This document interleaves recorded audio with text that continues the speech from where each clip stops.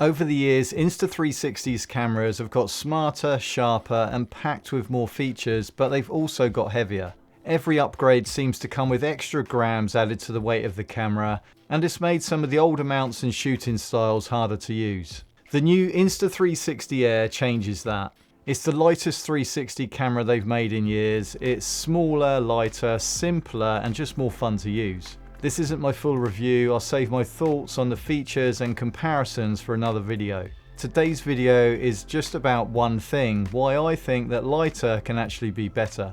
And just to be transparent, Insta360 have sponsored this video, but as always, the thoughts and opinions here are entirely my own. So let's start with the obvious one, size. When a camera's lighter, it's usually smaller.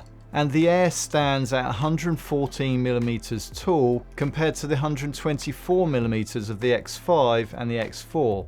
And with more compact lenses, it's noticeably slimmer all round. And that just makes day-to-day use easier. You don't have to think about whether it's worth putting this in your bag or carrying it around with you. It just slips in your pocket and there's no question about should I bother bringing it.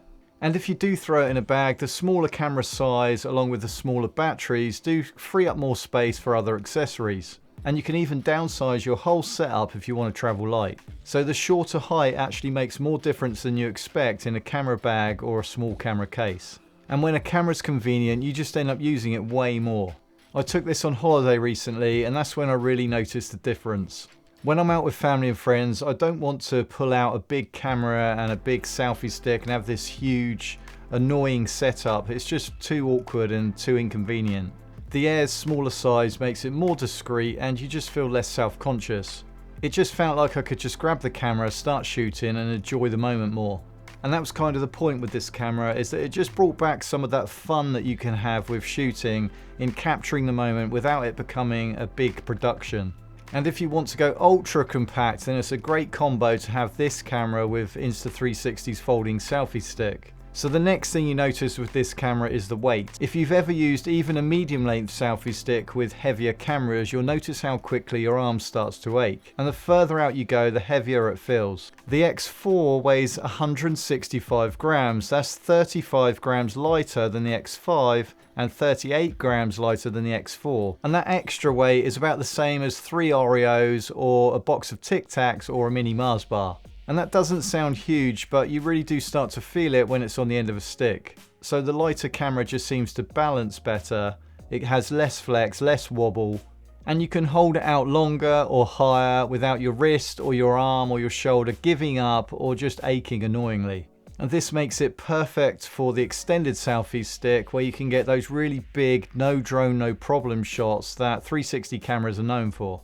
You can change an ordinary shot into something dramatic when you mount a 360 camera on the end of a 3-meter stick. So even though it's technically only a few grams lighter, this camera does change how much more enjoyable it is to shoot. And holding it out there longer means you can just get more takes or just different angles. It's not a workout anymore like it can feel with the X5. So the size and the weight together really do start opening up the options when it comes to mounting this camera. With heavier cameras, you stop using certain mounts because they feel unsafe or just awkward to use. And the Air brings back a number of those mounts as viable options again. And one of my favourite mounts was always the wrist mount. I used it all the time with the 1X for skiing and biking, but the bigger cameras made it feel clunky. And of course the Air isn't as light as the original 1X, which was 115 grams. But it's still light enough that it works again on some of those mounts that I stopped using. And with the wrist mount, you get those immersive shots that look in every direction. The camera can look back at you, it can look forward and out to the sides, all from that single mounted position. It also works really well on remote control cars, FPV drones and also on pet mounts. Every gram makes a difference when the thing that this camera is attached to is moving. A heavier camera can change the balance, it can add bounce, and a lighter camera just moves more naturally. The lower height also helps too, with less drag for drones and less wind resistance on helmet mounts. So it's just generally better for movement. So it's not necessarily about fancy new mounts, it's just making the mounts that you already have useful again. So this is the part that surprised me. When cameras get smaller and lighter, you expect compromises. But that's not really the case here. And obviously this isn't trying to replace their flagship X5 camera. That one's still the camera that's packed with every feature and every control option that you'd ever need. But what surprised me is how close this camera actually comes to the X5 in terms of image quality and audio capability. It still shoots 8K and also a new 6K resolution as well as 4K. And with 6K you can shoot at 50 frames per second.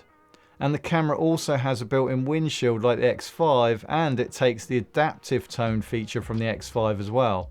And this does a great job of balancing highlights and shadows automatically. And what's great is that adaptive tone is on by default, and when it's on it locks you out of all manual control of the camera.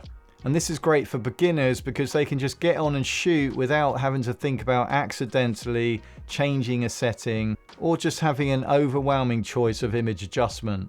So even though there are a few features missing with this camera compared to the X5, the core image quality, which is the part that really matters, hasn't taken a hit at all. And even though there isn't a low light pure video mode, I shot this inside under dimly lit conditions and got some good usable results. On the physical side, the smaller screen and the smaller lenses make this camera overall feel more compact in your hand. The lenses don't stick out as much and they are smaller with a diameter of 15mm compared to the 23mm of the X5. So with less glass they are just less vulnerable.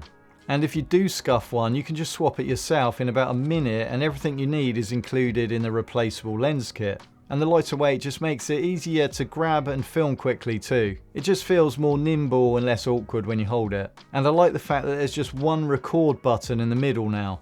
So you don't really have to think about where to press, you just hit record. So this is a really nice balance of feeling small and capable, but without feeling like a cut down version of the bigger cameras. So that's the Insta360 X4 Air, and I've left a link in the description below if you want more details. So it's not a replacement for the X5, which is their premium camera with higher specs, but it's definitely a step towards what made the older models so fun. It's small, quick and easy to shoot with anywhere, and it's perfect for travel, for hiking and everyday use. And with it having the bonus of a more affordable price tag and also just being less complicated, this is the perfect first 360 camera to own. And the X4 Air will be $299 during Black Friday in the US when it's launched, plus you get a free lens kit. Over the next few weeks I'll be testing this alongside other 360 cameras to see how it stacks up in real world use. If you want to watch those comparisons then make sure you're subscribed, and if you want to watch another comparison video now then you can watch this video next, and I'll see you over there.